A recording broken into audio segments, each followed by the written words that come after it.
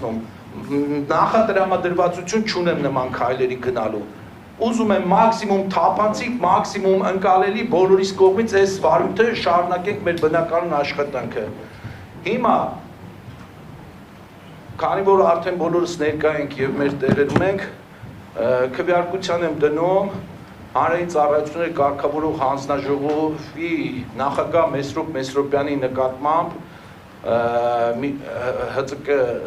բացարկի միջնորդությունը